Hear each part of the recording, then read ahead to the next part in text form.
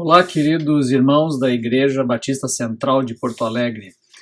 Seguindo aqui na meditação de Salmos, eu gostaria de pensar e refletir um pouco de novo sobre a condição de exílio dos judeus, porque ali eles aprenderam também um bocado sobre o relacionamento que eles podem ter com Deus, mesmo na ausência de um templo, né?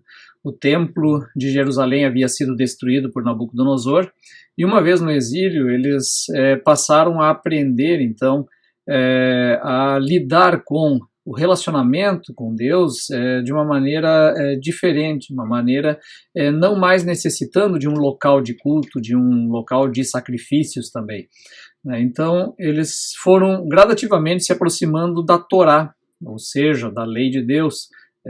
A Torá é o Pentateuco, né, os cinco primeiros livros da Bíblia, do nosso Antigo Testamento.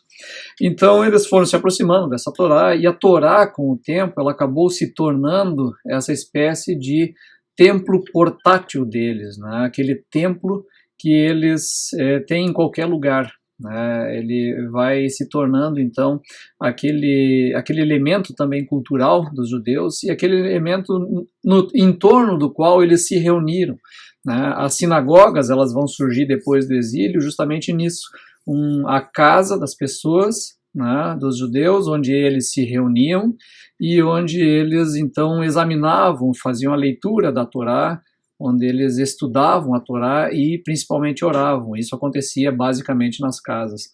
E muitos salmos, eles acabam refletindo também essa perspectiva, essa expectativa de uma vida distante do templo, mas próxima da palavra de Deus. Então, um desses salmos é o Salmo 19. Eu gostaria então de fazer a leitura dele com alguns comentários. Vamos lá então. Salmo 19, né? Os céus proclamam a glória de Deus, o firmamento demonstra a habilidade de suas mãos. Dia após dia continuam a falar, noite após noite eles o tornam conhecido. Não há som nem palavras, nunca se ouve o que eles dizem. Sua mensagem, porém, chegou a toda a terra, e suas palavras aos confins do mundo. Deus preparou o sol, uma morada para o sol. Dela o sol irrompe como noivo depois do casamento, alegra-se como valente guerreiro em seu caminho. O sol nasce numa extremidade do céu e realiza seu trajeto até a outra extremidade. Nada pode se esconder do seu calor. Então o salmista aqui ele começa, né, apresentando que a própria natureza como uma espécie de palavra de Deus gravada no céu, né, quer dizer, observando apenas a natureza, se maravilhando com ele, nós temos aí um testemunho de Deus e podemos também refletir em Deus apenas nessa observação.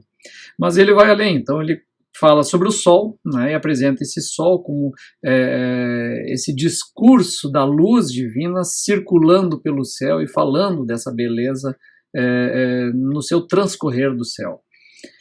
E aí ele começa então a falar da lei de Deus, e nesse sentido a lei ela entra então como uma comparação com esse sol, né, com esse sol, com essa luz que ilumina e aquece a existência. Seguindo então, a lei do Senhor é perfeita e revigora a alma. Os decretos do Senhor são dignos de confiança e dão sabedoria aos ingênuos. Olha, né? Quer dizer, você mesmo sem saber nada, sem conhecer nada, sem conhecimento, se você apenas observar os decretos de Deus e procurar segui-los, você vai estar agindo como um sábio, como alguém que sabe muitas coisas. Mas você não, continua sendo um ingênuo e sem saber muitas coisas, mas seguindo esses princípios, você vai viver com sabedoria. Os preceitos do Senhor são justos e alegram o coração. Os mandamentos do Senhor são límpidos e iluminam a vida. O temor do Senhor é puro e dura para sempre.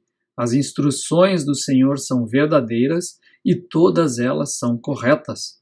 São mais desejáveis do que o ouro, mesmo o ouro puro. São mais doces do que o mel, mesmo o mel que goteja do favo. São uma advertência para seu servo, grande recompensa para quem os cumpre. De novo, as comparações com o mundo físico. Quer dizer, a lei de Deus, o temor de Deus e a busca da palavra de Deus, eles são desejáveis como ouro, são doces como o mel, e mais, eles são uma recompensa para quem busca seguir nessa lei. Quem é capaz de distinguir os próprios erros? Absolve-me das faltas que me são ocultas. Livra teu servo dos pecados intencionais, não permitas que me controlem. Então serei inculpável e inocente de grande pecado.